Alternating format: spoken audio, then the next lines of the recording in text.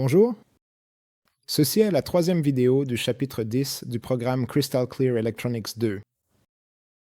Jetons un œil à notre prochain protocole série, le CAN. Adam, penses-tu que j'ai déjà vu le CAN auparavant? Le CAN, c'est-à-dire le réseau de zones contrôlées, est une norme dans l'industrie, en particulier dans l'industrie automobile. Si vous avez déjà été dans une voiture ou voyagé en bus ou en train, vous y avez probablement été confronté, car l'utilisation du CAN dans les véhicules s'est largement généralisée depuis le début des années 2000. La norme CAN a été conçue spécifiquement pour les voitures afin de réduire le nombre de fils. Elle a été introduite en 1986 par Robert Bosch GmbH après 3 ans de développement. La dernière norme complète, CAN 2.0, a été publiée en 1991 et reste la version CAN la plus utilisée aujourd'hui. Depuis, de nouvelles variantes ont été lancées, comme le CAN FD en 2012 ou le CAN XL en 2024, mais nous n'en parlerons pas ici. L'objectif était de développer un système de communication fiable, peu coûteux et simple pour l'industrie automobile. Le CAN a connu un tel succès qu'il est largement utilisé dans de nombreux secteurs industriels.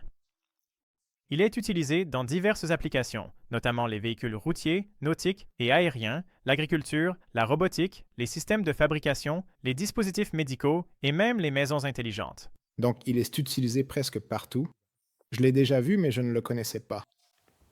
Rien qu'avec son nom, il peut être difficile d'identifier ce qu'est le CAN, comment il fonctionne ou à quoi il sert. C'est pour cela que nous sommes ici.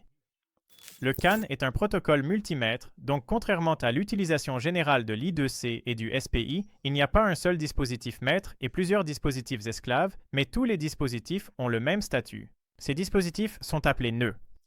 Chaque nœud possède une unité de contrôle ou un microcontrôleur, un contrôleur CAN et une unité de transceiver CAN. Le microcontrôleur traite les données reçues ou prépare les données à envoyer.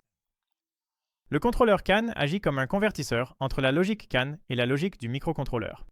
Et enfin, le transceiver CAN effectue la conversion au niveau physique. Ce dernier contient diverses protections supplémentaires, par exemple contre les surintensités et les surtensions. Donc, il n'y a pas de rang inférieur ou supérieur entre les nœuds. Au niveau du protocole CAN, il n'y a pas de hiérarchie entre les nœuds. Tout le monde est égal, mais il existe une hiérarchie basée sur la priorité entre les messages des nœuds. Chaque message possède un identifiant unique de 11 ou 29 bits, les valeurs les plus basses correspondant à la priorité la plus élevée. Tous les messages sont reçus par chaque nœud et sont traités ou ignorés selon leur propre code programme. Cela signifie-t-il que le message dont l'identifiant est 0 a la priorité la plus élevée? Pourquoi en est-il ainsi? Pour comprendre cela, il faut d'abord comprendre comment fonctionne la couche physique. Selon la norme, le réseau CAN utilise une topologie en bus, c'est pourquoi on parle souvent de bus CAN. Ici, le terme bus ne fait pas référence aux moyens de transport, mais au fait qu'il existe une seule ligne de données commune à laquelle tous les appareils sont connectés simultanément. N'importe quel appareil peut initier une transmission et tous les appareils peuvent voir tous les messages. Chaque nœud se connecte à cette ligne de données partagée, ou bus, avec la dérivation la plus courte possible. La conséquence de cela est que plusieurs appareils peuvent commencer à émettre en même temps, ce qui constitue une situation problématique. Nous verrons plus tard comment le protocole gère cette situation. Physiquement, le bus CAN est constitué d'une paire de fils torsadés ensemble. Ces deux fils sont appelés CAN High et CAN Low, et la différence de tension entre eux représente les données. En d'autres termes, on parle d'un signal différentiel. Cette conception aide à réduire l'effet du bruit et améliore la fiabilité de la communication. Elle permet également aux signaux d'atteindre leur destination clairement et sans distorsion sur de longues distances. Pour que la communication fonctionne correctement, il est essentiel qu'une résistance de 120 ohms, appelée résistance de terminaison, soit connectée à chaque extrémité de la paire torsadée. Les signaux possèdent deux états. L'état logique 0 est l'état dominant et l'état logique 1 est l'état récessif.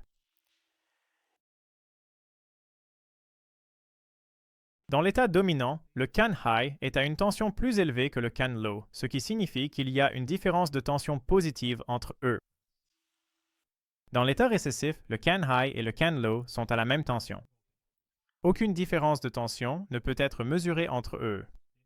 Cela signifie que le CAN utilise une logique inversée, avec une tension positive représentant le 0 logique et une tension nulle représentant le 1 logique.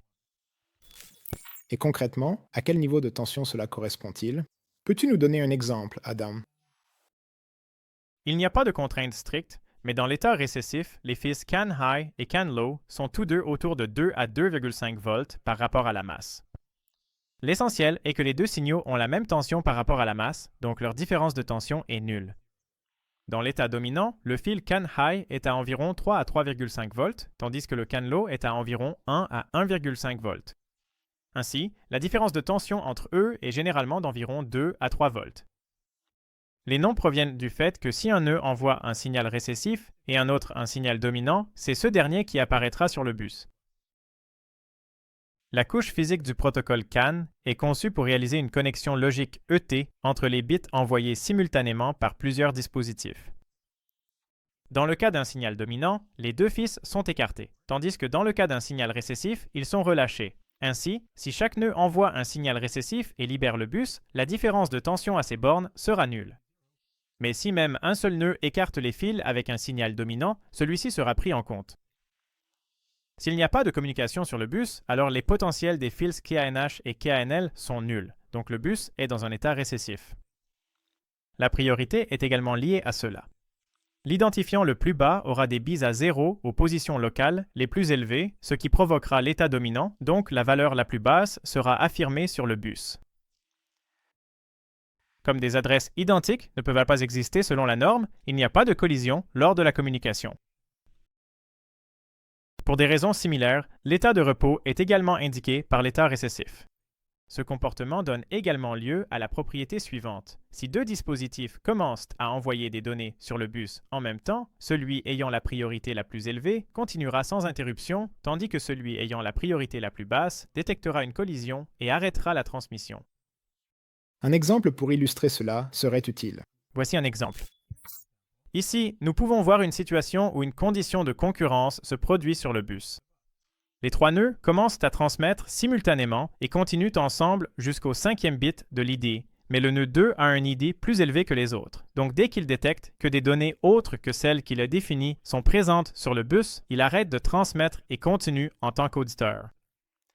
Une scène similaire se produit au 2e bit de l'ID où le premier nœud détecte le changement et prend les mesures nécessaires.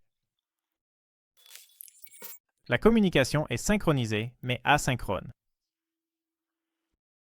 C'est un peu ambigu. Oui, je sais.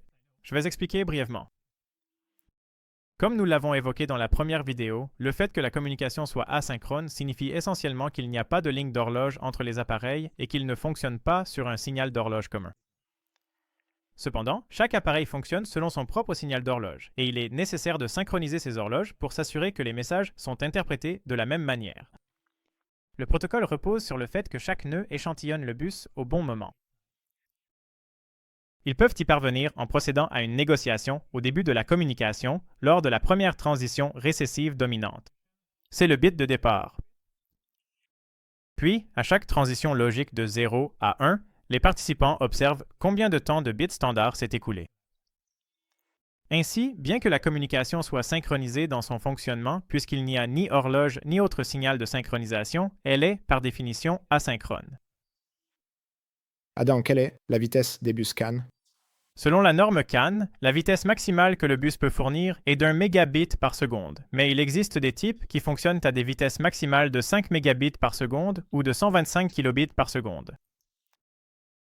Tout cela peut être assuré avec une terminaison appropriée et dans la distance maximale spécifiée. Pourrais-tu parler de l'apparence des messages CAN? Bien sûr. Donc, la couche physique est maintenant comprise. Regardons maintenant la couche liaison de données. Comme auparavant, les trames sont la base de la communication. Dans la norme CAN 2.0, nous distinguons deux types différents. CAN 2.0, A est la version de base, et CAN 2.0b est la version étendue. La seule différence entre les deux est la longueur étendue de l'identifiant, passant de 11 à 29 bits. Le protocole CAN distingue 4 types de trames différents: la trame de données, la trame d'erreur, la trame distante et la trame de débordement. Comme vous pouvez le voir sur la figure, les trames de données commencent par le bit de début de trame, suivi de l'identifiant du message et du bit de demande de données à distance. L'identifiant et les bits de demande de données sont collectivement appelés le champ d'arbitrage, et c'est ici que la priorité entre les différents messages est décidée en fonction de celui qui l'emporte lors de l'arbitrage. Après 2 bits de contrôle, il y a 4 bits qui définissent la longueur des données, suivies des données elles-mêmes, qui peuvent aller de 0 à 8 octets en commençant par le bit de valeur locale la plus élevée. L'un des bits de contrôle sert à indiquer l'ID étendue. L'autre bit de contrôle est réservé pour de futurs développements de la norme. La longueur des données est appelée DLC dans le protocole CAN, ce qui signifie Data Length Code, code de longueur des données. Les données sont également appelées DB, ce qui signifie Data Bytes, octets de données. Le CRC intégré, qui signifie contrôle de redondance cyclique, correspond aux 16 bits suivants, dont 15 bits sont la somme de contrôle, et 1 bit est le bit de terminaison. À la fin de la vérification des données, il y a une valeur qui n'est pas définie par l'appareil émetteur, mais qui est renvoyée par les appareils récepteurs. Si une erreur se produit au niveau du bit de retour ou ailleurs et que l'appareil est configuré pour cela, l'appareil émetteur répète la transmission. Enfin, 7 1 consécutifs indique la fin de la trame. Il doit toujours y avoir au moins 3 bits récessifs entre 2 trames. La trame d'erreur est plus simple et plus courte. Lorsqu'un nœud détecte une erreur, il commence immédiatement à transmettre la trame d'erreur qui se compose de 2 parties. Le drapeau d'erreur, constitué de 6 bits identiques ayant la valeur 0 ou 1 selon le réglage, suivi du délimiteur d'erreur qui se compose de 8 1. La trame distante est très similaire dans sa structure à la trame de données. Le bit de demande de données distante y est dominant et il n'y a pas de champ de données dans la trame distante. C'est-à-dire que des données sont attendues en retour lorsque cette trame est envoyée. La trame de débordement est essentiellement une version de la trame d'erreur avec 6 bits dominants et 8 bits récessifs. Elle peut survenir dans 2 situations. Premièrement, lorsque le récepteur demande plus de temps pour traiter les données précédentes. Et deuxièmement, lorsqu'un nœud viole le critère de temps entre les trames.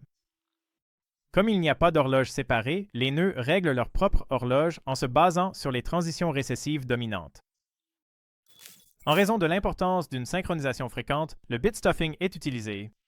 Cela signifie que si 5 bits de même valeur apparaissent sur le bus, l'émetteur insère un bit de valeur opposée. Ces bits insérés sont reconnus par le récepteur et ne sont pas pris en compte lors de l'évaluation du message. C'est-à-dire qu'ils sont éliminés. Bien sûr, si une erreur se produit lors de l'insertion, elle est détectée par l'appareil.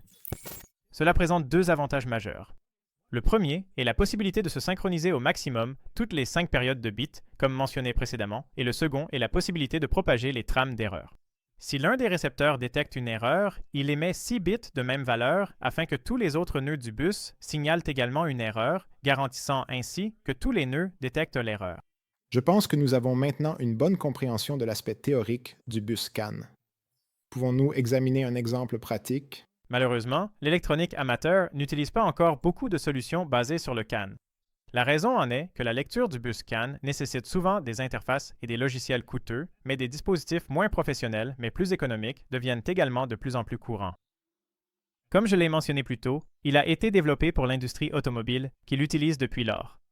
Presque sans exception, les voitures d'aujourd'hui utilisent des bus CAN pour la communication entre les différents contrôleurs de sous-unités et capteurs. Pensez par exemple à la réponse de l'accélérateur dans une voiture moderne. Les données du capteur de la pédale d'accélérateur sont envoyées via le bus CAN au contrôleur moteur, d'où les informations de vitesse, de régime et de température sont également transmises au tableau de bord via le bus CAN. La prochaine fois que je serai en voiture, j'y prêterai plus d'attention. C'est étrange de penser que le système nerveux du véhicule n'est essentiellement constitué que de 2 fils torsadés et qu'un protocole de communication créé il y a plus de 30 ans puisse encore répondre aux besoins des voitures d'aujourd'hui. Eh bien, ce n'est pas tout à fait vrai. Par exemple, une voiture moderne peut avoir de 4 à 6 bus CAN différents, mais dans la catégorie Premium, il n'est pas rare d'en trouver plus de 10. De nombreux autres protocoles de communication existent, comme le LIN pour les dispositifs simples et l'Ethernet pour les caméras, radars et autres systèmes d'assistance à la conduite complexe. Cela nous amène à la fin de la 3e vidéo. Restez avec nous pour la prochaine vidéo où nous plongerons dans l'univers de l'USB. Au revoir. Au revoir.